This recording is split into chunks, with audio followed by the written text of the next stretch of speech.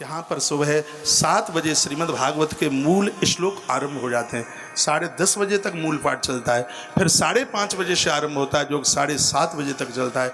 इतनी शुद्ध भागवत टाइम हुआ करे तो अपने घर में भी बैठे बैठे कान से ये संस्कृत की ये भागवत सुना करें, सुने। 7 दिन का ये अनुष्ठान इस समय ऐसा लग रहा है कि साक्षात श्री वृंदावन गोलोक उतर के आ गया।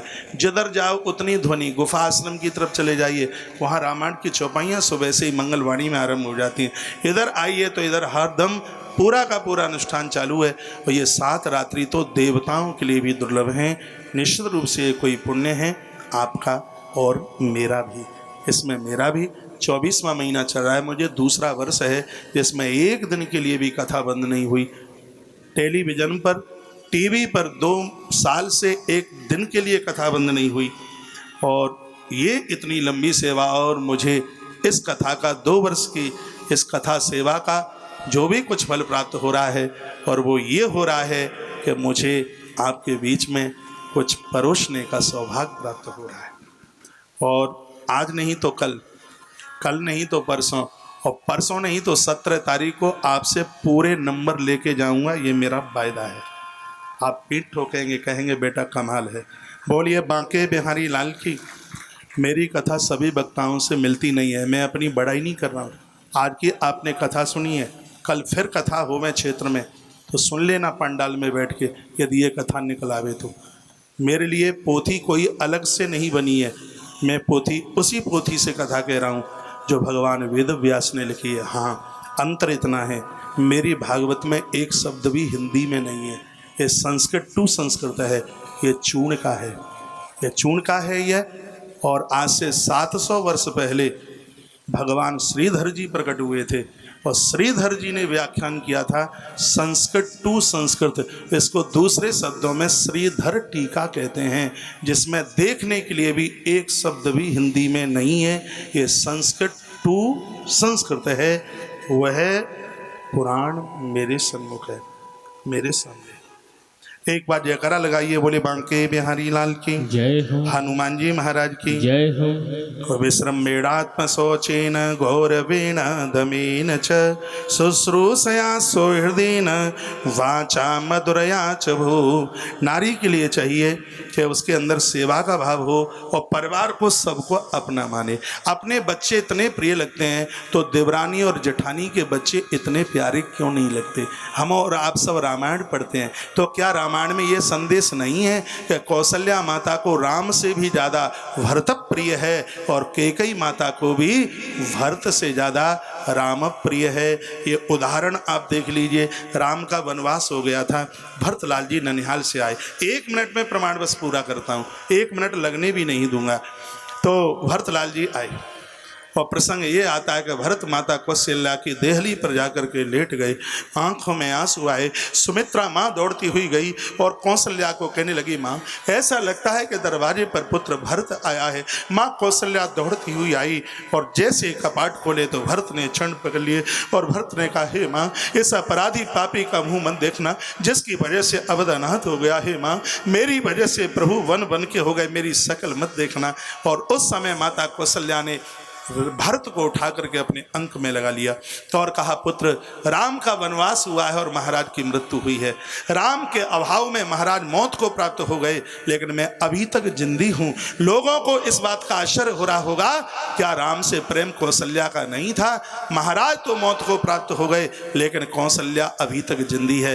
तो पुत्र वह भेद मैं तेरे सामने खोले देती हूँ। मैं जिंदी इसलिए हूँ क्योंकि मेरा भरत मेरे पास है। राम की जगह पर यदि मेरे पुत्र भरत का वनवास हो गया होता तो मैं सहन नहीं कर पाती और महाराज की तरह मेरी मृत्यु हो गई होती।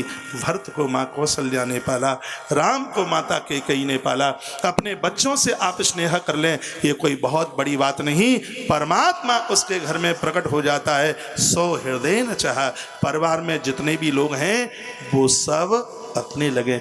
देवरानी जेठानी को 20 साल तक बोलचाला नहीं होता। भाई भाई ऊपर चले जाएंगे लेकिन बोलेंगे नहीं। लेकिन इस ग्रंथ में भगवान शुकदेव ने इस बात का भारी विरोध किया। 2.5 दिन की जिंदगी है, किससे संवाद बंद किए हो, किसके साथ विवाद किए हो, सब यहीं पड़ा का पड़ा रह जाएगा। जिठानी जिठानी नहीं वो माँ होती है, माँ भी नहीं माँ से भी बढ़ करके होती है, देवरानी बेटी नहीं बेटी से ज़्यादा होती है। ऐसा हमारे ग्रंथों में वर्णन किया गया। ऐसी देवियाँ जो परिवार को अपना मानती हैं, परमात्मा साक्षात किसी न किसी रूप में उनके घर चल के आता है। इसलिए सो हृदय न, फिर लिखा है बाचा मधुरया च भू। आ रही है बात समझ में? बाचा मधुरया च भू, नारी की वाणी मधुर होनी चाहिए। कभी तू तड़ाके से मत बोलिए। और माताएं तो जब गुस्सा करें तो औरों को छोड़ो, पति को ही तू करके बोलती हैं। मंगलसूत्र उतारेंगी, ये तेरी खोपड़ी में मारू। तुम्हारा मंगलसूत्र तुम्हारे पति के लिए है, मेरा मंगलसूत्र मेरे भगवान के लिए है। इसी से तो पता लगता है कि हम पालतू हैं। हाँ। पुराना ध्यान आपको हो, कुतरा द्वार द्वार पर घूमता था, लाठियां पड़ती थी। एक कुतरे को पट्टा बंधा था। दादा ने बाबा ने कहा इसको मत मारना, ये पालतू है। कैसे पता का इसके गले में, झब्बू के गले में पट्टा बंधा है। जिसके गले में पट्टा बंधा होता है उसको लाठी नहीं मिलती, क्योंकि झगड़ा हो जाएगा। परमात्मा के नाम का पट्टा भी बना रहेगा तो काम क्रोध लोभ की लाठियां नहीं पड़ेंगी महाराज खोपरिया पर। इसलिए तुलसी पहना करो कंठ में। पद्म पुराण में है, बिना तुलसी के पिया गया पानी रक्त के घूंट की तरह है। परमात्मा के पालतू बनिए, माथे पर चंदन रोली तिलक लगाइए, ये वैष्णवों की परम पहचान है। वहीं आ जाइए, सो हृदय न बाचा मधुरया च भू, मधुर वाणी बोलिए, मीठा शब्द बोलिए। हमारे तो ग्रंथ में लिखा है कि जेठ का बेटा जेठानी का जो बेटा होता है उसको भी तुम करके बोला जाता है। उन देवियों को क्या कहा जाए जो अपने सास ससुर को 1000 गालियाँ ससुराल की तरह निकालती हैं। वो तो बंदा 100 ही देता था, ये तो पूरी 1000 गालियाँ निकाल दे। और इतनी गालियाँ उतनी पुलिस वाले भी न दे पाए। ऐसा मत कीजिए। भागवत का पेज मेरे हाथ में है, सुखदेव भगवान का संदेश है। सबको संस्कारी संतान चाहिए, तो कपिल देव जैसी औलाद वही देवियां पैदा कर सकती हैं जिन देवियों के पास ये गुण हैं। मधुरया च भू, वाणी मधुर होनी चाहिए। लेकिन दाढ़ी मूछ वाले देवता तुम भी कम नहीं पड़ते। आज माताओं का नंबर है, कल नंबर आपका लेता हूँ, आपके लिए भी। हाँ, सुखदेव भगवान ने बड़े बड़े गुणों का वर्णन किया, इसलिए कल जरूर आइएगा। सब आइए, बड़ी संख्या में आइए। नित्यम परिचरत प्रीत्या भवानी भवम प्रभु। जैसे महादेवी शंकर की पूजा सेवा करती है, माता देवहूति भी अपने वृद्ध पति की ऐसे सेवा करती थी। उस नारी के अंदर इतने गुण थे, पता नहीं ये ध्यान 17 तारीख तक ही रहेगा कि आगे भी बना रहेगा। मेरी बात मान लोगी, घाटा कुछ भी नहीं होगा, फायदे इतने होंगे, गिनाते गिनाते 5 बज जाएं तो भी लिस्ट पूरी नहीं हो पाएगी। सुखदेव भगवान ने जो बातें कही हैं, इन बातों को स्वीकार कर लेना चाहिए। उसके तत्पश्चात आज महात्मा इतने गदगद प्रसन्न हो गए। 10,000 वर्ष हो गई थी विवाह को। कहा, हे देवी, हम अति प्रसन्न हैं, आप हमसे कोई वरदान मांग लो, तुम्हें क्या चाहिए? तब कहा कि हे प्रभु, नारी का एक सौंदर्य उसकी संतान से है। आपने विवाह से पूर्व कहा था कि एक बच्चा जन्म लेगा तब घर छोड़ देंगे, तो एक संतान हो जाती। उसी समय महात्मा ने अपनी कामना से एक विमान बनाया। हमारे भारत की संस्कृति देखिए, एक पुष्पक विमान बनाया गया जिसमें फूल रख दिया जाता था, 72 घंटे तक उसकी खुशबू नहीं जाती। राम जी का पुष्पक विमान फूल रखने से 72 घंटा चलता था। इस ऋषि अगस्त महात्मा ने बिजली की खोज करी थी। महात्मा चरक ने औषधि की खोज करी। हमारे इस देश में जो भी कुछ है वो सब महात्माओं को दिया हुआ है, महात्माओं ने दिया है। लोगों को तो मसाले का पता नहीं था, पूरी दुनिया को हल्दी देने वाला महापुरुष बाघभट्ट हमारे भारत का है। वह साधु जिसने दुनिया को बताया कि हल्दी लेते रहोगे तो कैंसर पैदा नहीं होगा, हल्दी लेते रहोगे तो घुटनों में दर्द नहीं होगा।